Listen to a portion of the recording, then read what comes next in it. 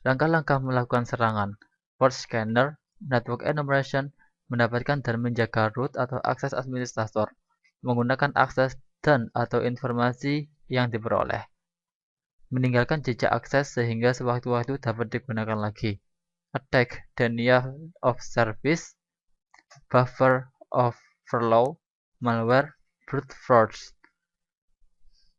Scanning problem attack yaitu dapat digambarkan di sini, yaitu attacker mengirim ke internet, kemudian mengirim ke host 1 dan host 2, kemudian dibalas oleh host 1.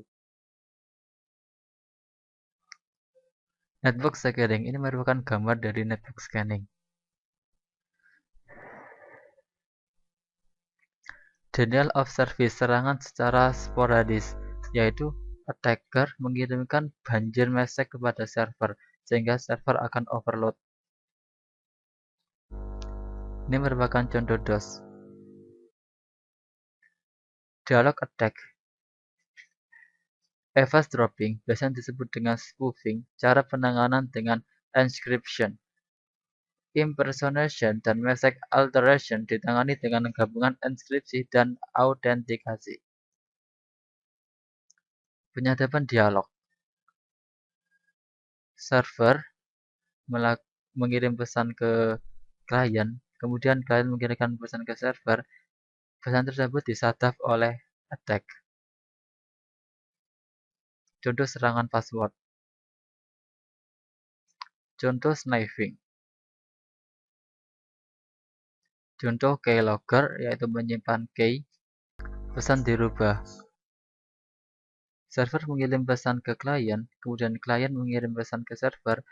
Pesan tersebut ditangkap oleh attack dan diubah dan dikirim ke server.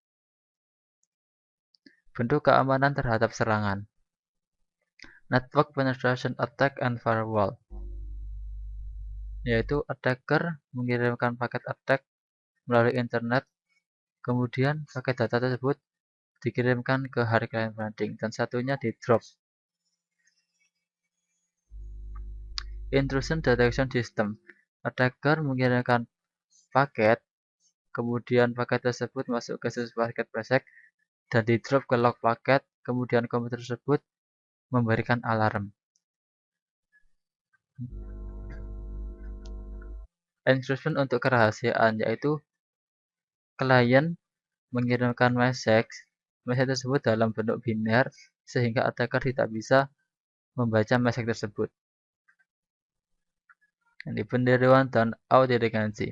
Saat attacker meniru sebagai Bob, server mengirimkan proof it, authenticate yourself, terangkan dirimu sendiri.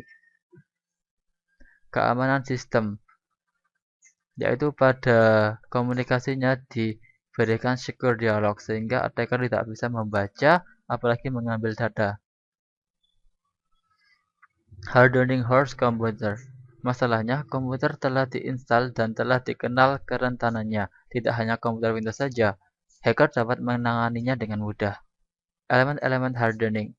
Keamanan secara fisik, keamanan instalasi dan konfigurasi, memperbaiki kelemahan yang telah terdeteksi, matikan layanan yang tidak perlu, harden semua sisa aplikasi. Element of hardening, mengelola user dan grup, mengelola hak akses untuk file individual dan direktori, menetapkan pengguna akses khusus, hak akses dan grup, backup server secara teratur, perlindungan secara khusus. Hardening host komputer, acuan dasar keamanan host hardening. Spesifikasi untuk bagian hardening harus dilakukan. Berbeda untuk sistem operasi yang berbeda. Berbeda untuk berbagai jenis server, dibutuhkan karena mudah dalam penerapannya. Installation dan patching. Instalasi menawarkan banyak pilihan, beberapa yang mempengaruhi keamanan. Sebagai contoh, pada Windows, NTFS file system lebih baik untuk keamanan daripada FAT32. Butuh dasar keamanan untuk memandu pilihan selama instalasi. Mengetahui kerentanan. Kebanyakan program telah dikenal kerentanan. Exploit adalah program yang mengambil keuntungan dari kerentanan yang telah diketahui. Mengetahui kerentanan. Informasi kerentanan akan mengirimkan report kerentanan pada vendor. Informasi kerentanan sering mengatakan bahwa vendor butuh waktu lama untuk memperbaiki kelemahan. Vendor mengatakan bahwa informasi kerentanan tidak memberi mereka cukup waktu. Perbaikan workaround, serangkaian tindakan akan diambil, patch software baru untuk ditambahkan ke sistem operasi. Upgrade program versi baru biasanya dapat memperbaiki kerentanan atau kelemahan sebelumnya. Upgrade, seringkali kerentanan keamanan dikarenakan tetap pada versi baru. Jika versi terlalu tua, vendor mungkin berhenti menawarkan perbaikan. Mungkin baik untuk menunggu atau mengupgrade sampai setelah putaran pertama bug dan perbaikan keamanan. Layanan tidak perlu. Sistem operasi vendor digunakan untuk menginstal banyak layanan secara default. Ini membuat mereka lebih mudah digunakan ketika menggunakan perubahan. Layanan tidak harus diaktifkan. Penyerangan telah menemukan kelemahan dalam banyak dari layanan langka.